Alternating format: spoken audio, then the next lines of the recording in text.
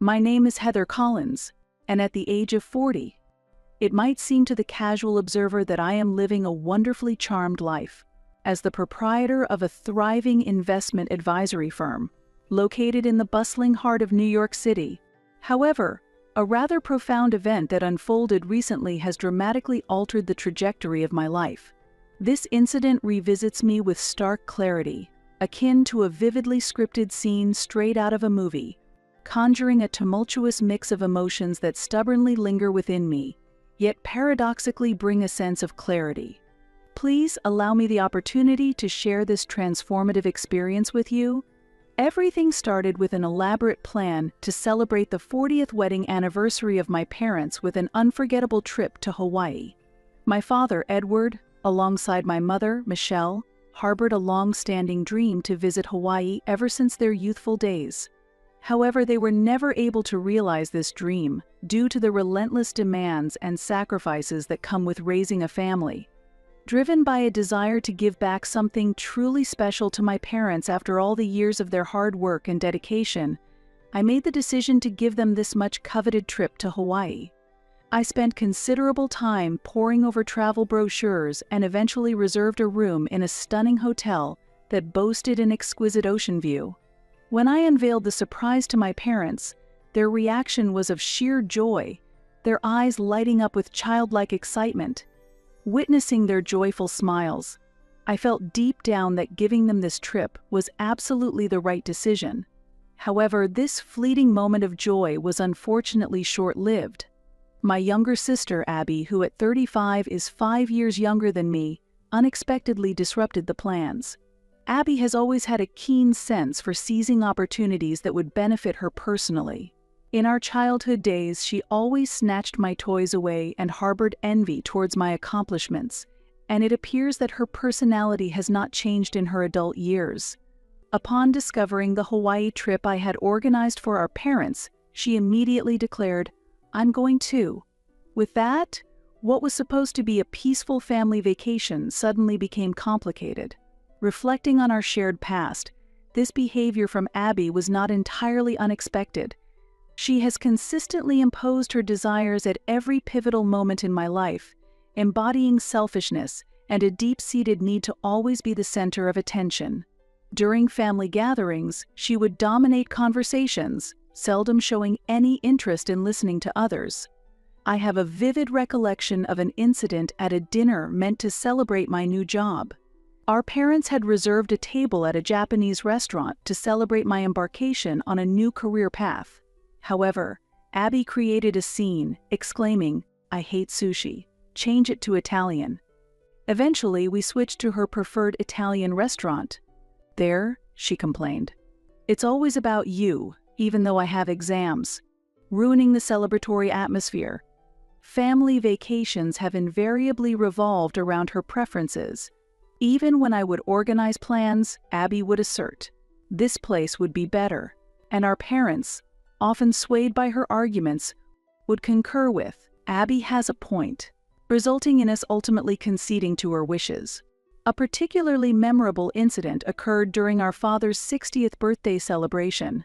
I had devoted several months to preparing a heartfelt video montage celebrating his life, but as soon as it started playing, Abby interrupted, proclaiming, "Before that, I have an important announcement."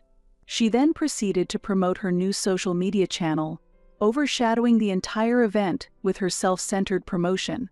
Abby has habitually positioned herself at the forefront and attempted to steal others' special moments for herself. Our family has perennially excused her behavior, rationalizing it with, "It's just Abby." But this has only served to further enable her self-centered tendencies. I could foresee this trip possibly unfolding in much the same way. Initially, I contemplated refusing her participation, but as has often been the case, the words of my parents, "Let's all go as a family since it's a special occasion," persuaded me to relent. I reluctantly consented, despite my reservations about potentially spoiling the celebratory atmosphere by engaging in an argument with my sister. I cautioned Abby, "Please don't do anything selfish this time," to which she nonchalantly replied, "Of course I know."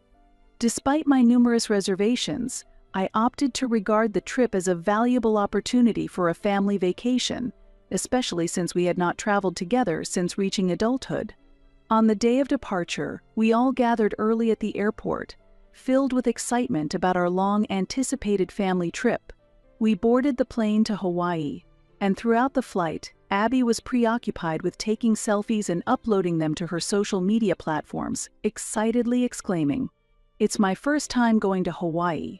Her apparent innocence and joy did little to alleviate my growing apprehensions. Upon our arrival at Honolulu International Airport in the late evening, the taxi ride to the hotel was spent with my parents fondly reminiscing about their younger days while admiring the scenic streets of Waikiki, which provided me with a modicum of relief. At least they seemed genuinely happy. However, this peace was abruptly interrupted. As we approached the hotel's front desk to confirm our reservation, Abby suddenly interjected, "I'll handle the reservation." This was unusual since Abby typically deferred such responsibilities to me. As I listened to her interact with the front desk staff, I sensed that something was amiss. "Your reservation is for an ocean view suite?" The staff member informed us. I was taken aback, as I had indeed booked an ocean view room, but it was certainly not a suite. "Just wait a moment," I interjected as Abby swiftly responded, Yes, it's the suite," and proceeded to hasten the check-in process. My parents expressed their delight. A suite, really, which rapidly escalated my suspicions. As we made our way to our room after completing the check-in, I confronted Abby to clarify the situation. "What is going on? I booked a standard room," I demanded. She replied with a defiant tone, "Come on, it's a special trip to Hawaii for our parents' 40th anniversary. Isn't a suite more fitting?" I called and had it upgraded. Hearing this, I felt something inside me about to burst. "An upgrade on your own initiative. What about the additional charges?" I inquired.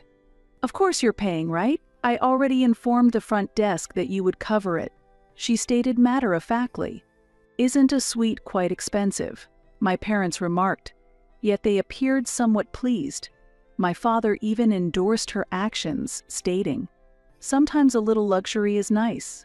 My mother added more hurtful words, "You earn well, so it's perfectly fine for you to spend on your family occasionally." Although anger welled up inside me, I chose to suppress it this time, not wishing to spoil our parents' significant anniversary celebration. The room was indeed breathtaking in its view and size, which would usually impress anyone. However, my heart had already grown cold. "Hey, this view from the balcony is amazing. Thanks, Heather." Abby acted as though I had enthusiastically agreed to the upgrade, making me question if I had consistently been too accommodating with my family. Reflecting on the past, I realized that my family's financial exploitation began to intensify around the time my business started to flourish. It began with what my father termed a temporary loan. His business was experiencing difficulties, and he approached me, asking, "Could you lend me $30,000? At that time, my business was just beginning to turn a profit. That capital was crucial for expanding operations, yet I lent it to him, trusting his promise to repay it. Regrettably, not only did he fail to pay any interest, but he also never repaid the principal. My mother frequently reached out to me, almost on a monthly basis, lamenting, "We're really short on living expenses," attributing this financial shortfall to my father's diminished income. Observing the financial hardships faced by my parents, I felt an overwhelming obligation to contribute approximately $1,000 each month to alleviate their struggles. Additionally, I took on the full financial responsibility for Abby's education.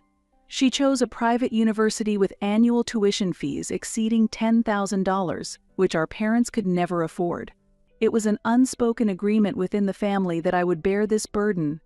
The total expenditure neared $60,000, justified as, for my sister's future, which I could not refuse.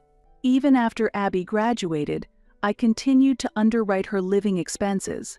More than a decade later, she has yet to secure any form of stable employment, and her various attempts at part-time jobs rarely lasted beyond a month. Despite this, she continued to indulge in dining out and going on trips under the pretense of job hunting with her friends, with all related bills invariably being forwarded to me. In stark contrast to the financial support I extended, my own lifestyle was decidedly modest. Despite being the owner of a company, my actual take-home salary was surprisingly less than that of my employees. I made it a habit to shop during sales, only purchasing new clothes a few times each year, and I resided in a 30-year-old apartment that had seen better days. Although the financial statements of my company might present a picture of health and profitability, my personal life was consistently constrained by a stringent budget. After long hours of overtime, I would return to my humble abode only to dine on instant noodles, and during holidays, I preferred to stay indoors to further curtail any unnecessary expenditures. The salary that could have been utilized for my personal enjoyment and comfort was instead consistently diverted to meet the financial needs of my family. Reflecting on the financial records, I had transferred over $500,000 to support my family in the past 5 years alone. Despite the immense financial burden, I had convinced myself that such sacrifices were just the normative expectations within a family context, and thus I endured it without complaint.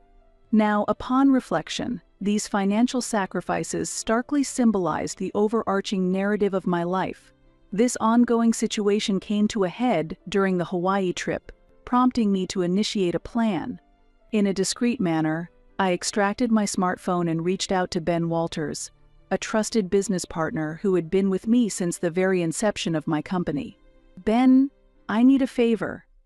I succinctly explained the predicament and requested his assistance in contacting the hotel manager. Ben quickly grasped the gravity of the situation and acted promptly. As I observed the unfolding events, a slow-burning anger at being treated as nothing more than a cash cow began to intensify within me. That evening, we collectively decided to enjoy a family dinner in the main dining room of the hotel, acquiescing to Abby's preference for that particular venue. Ordinarily, I would steer clear of such upscale dining establishments. However, considering the special nature of the trip, I chose to indulge this one time.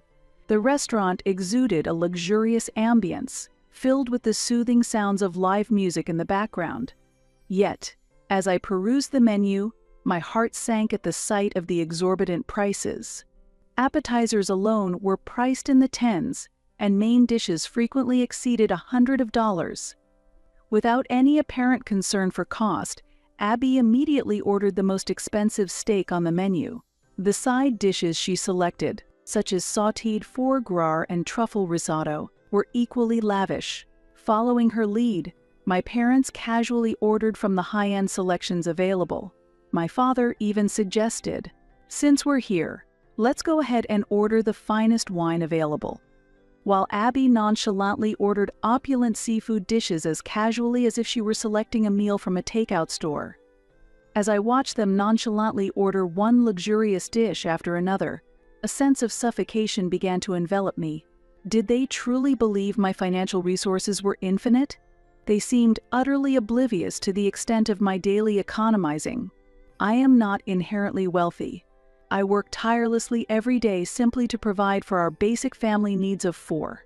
Yet, oblivious to my personal financial sacrifices, my parents and sister indulged in luxuries that were frankly infuriating. As we commenced our meal, Abby, pouring red wine into her glass, remarked with a beaming smile, "Heather, aren't we incredibly fortunate to dine in such an exquisite restaurant? It's all thanks to you." Then, my sister uttered words that were profoundly hurtful, albeit possibly intended in jest. "Heather, you're essentially like a walking wallet for our family, aren't you? You should have brought along a suitcase filled with cash as a special treat for today." While she likely meant this as a light-hearted joke, the words cut deep, leaving a lasting wound. My parents chuckled in agreement, yet to me, their laughter did not sound like innocent jesting. It felt more like a veiled criticism, a stark revelation that they did not truly value my contributions. It appeared that their genuine perceptions had finally come to light. They saw me merely as a convenient source of financial support, a wallet for the family. I struggled to muster a witty retort. Managing even a forced smile was a challenge. Internally, a mix of anger and profound sadness surged like a volcanic eruption. I am more than just an ATM. I am not merely a financial resource for their whims. I longed to vocalize these feelings, but the words stubbornly stuck in my throat. Over the years, I have made immense financial sacrifices for my family. I covered my sister's entire tuition and consistently assisted with my parents' living expenses.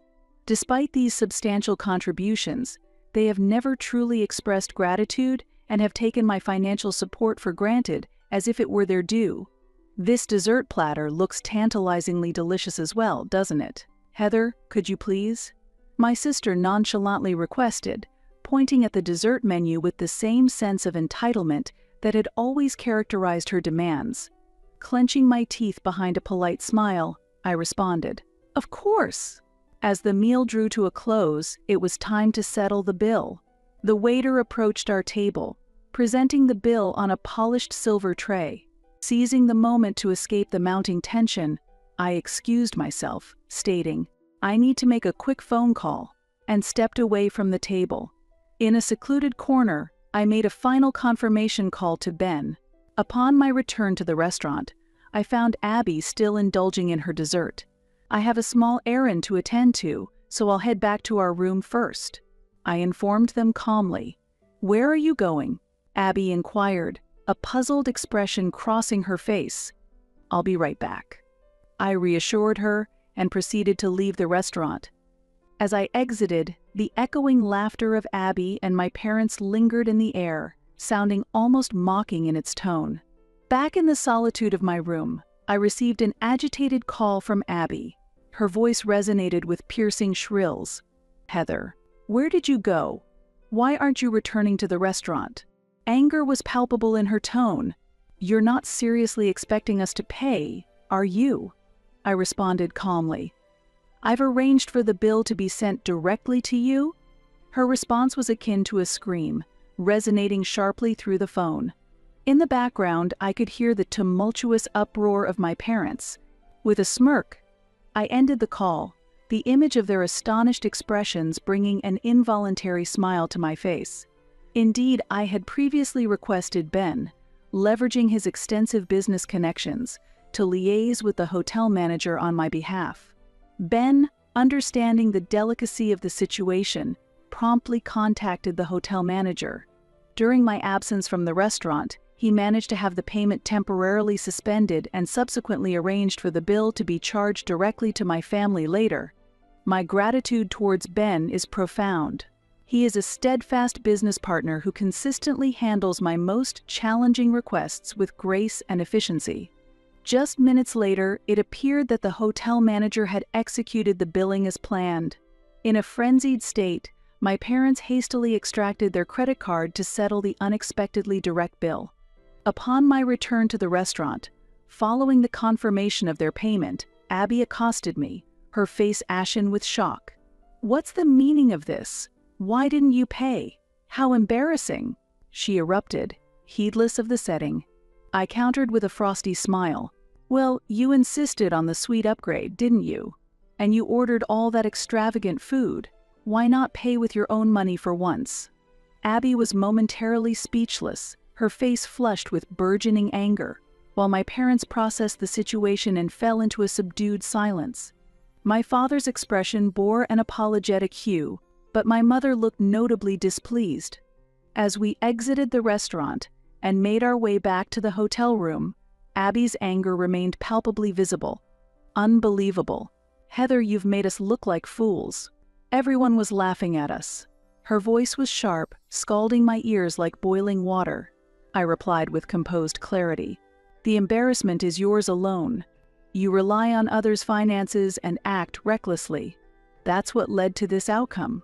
I just wanted to experience staying in a suite. I just wanted to dine in a fancy restaurant. What is so terribly wrong with that?" Abby's fury escalated as she continued to spout a litany of self-centered arguments. However, the following morning presented an unforeseen twist. Upon my descent for breakfast, I found my parents already seated at the restaurant, yet Abby was conspicuously absent. "Where's Abby?" I inquired, prompting a profound sigh from my mother. She secluded herself in her room last night, relentlessly blaming you for everything, but it really made us think. My father, tightly clutching his coffee cup, commenced speaking in subdued tones. Heather, we've relied on you excessively for far too many years, particularly in matters concerning Abby. My mother, her eyes brimming with tears, added, we have never truly acknowledged your feelings. We've overly indulged Abby, placing an unfair burden on you. Their admissions resonated deeply with me. However, nearly 2 decades of financial exploitation and emotional manipulation are not easily forgivable. Throughout the flight back from Hawaii, Abby refrained from speaking to either our parents or me. Once we returned, the complexities only intensified. Abby started harassing me persistently.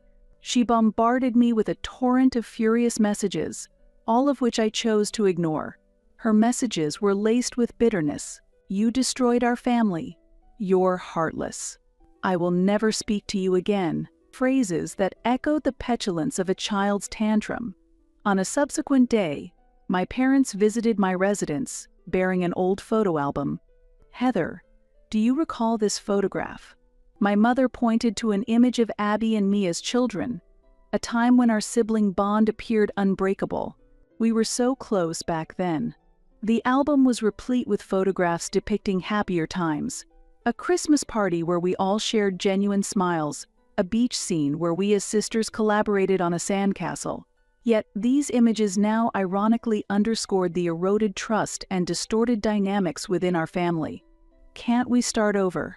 My mother's voice was laden with a pleading undertone, but my resolve remained unyielding. Years of navigating imbalanced relationships, enduring one-sided transactions, and suffering through emotional manipulation cannot simply be mended with a single photograph. I'm sorry, but I can't go back. Upon hearing this, my mother's voice broke as she choked up, and my father let out a deep, sorrowful sigh. In the aftermath, I made a decisive move to send one final, unequivocal message in our family messenger group. For years, I have devoted myself to my family. I've covered tuition, living expenses, and provided countless forms of support. Despite these efforts, our interactions never reflected a relationship of mutual love and respect. Now, I choose to embark on a different path in life. This decision is not about abandoning the family, but rather choosing my own life. I kindly ask that you refrain from any further contact. Goodbye. After transmitting the message, I swiftly exited the group and proceeded to block all family members' contacts on my devices. While there was indeed a deep-seated pain in my chest, it was unmistakably the pain of embarking on a new beginning.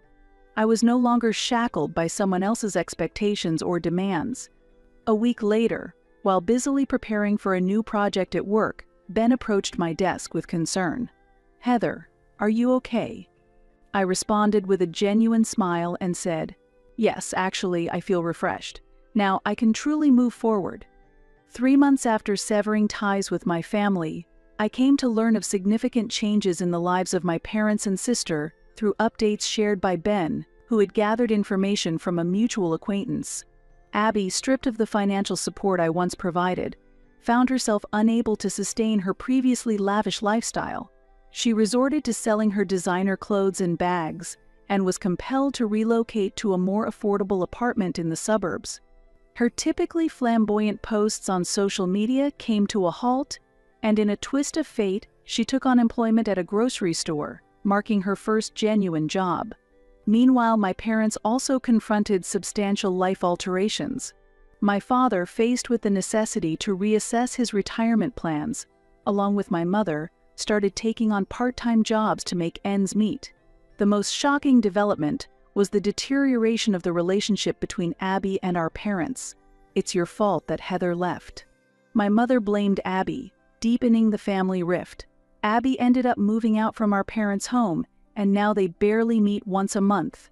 On the other hand, my father seems to regret our estrangement. According to Ben, he was occasionally seen lingering outside my company's building, though he never ventured inside. My mother, seeking some form of solace and understanding, began attending community counseling sessions, and started to come to terms with their past mistakes. She has even confessed to neighbors. We treated our daughter like a cash cow, acknowledging their misguided actions. Ironically, this painful separation might have been a necessary catalyst for change for them as well. Abby was forced to confront true independence for the first time, and my parents had to contemplate a more pragmatic approach to their lifestyle. Although it may have been a painful change, it was likely a necessary process for their growth. While I do not directly confirm their current status, through sporadic pieces of information, I sense that they, too, are gradually beginning to forge new paths in their lives.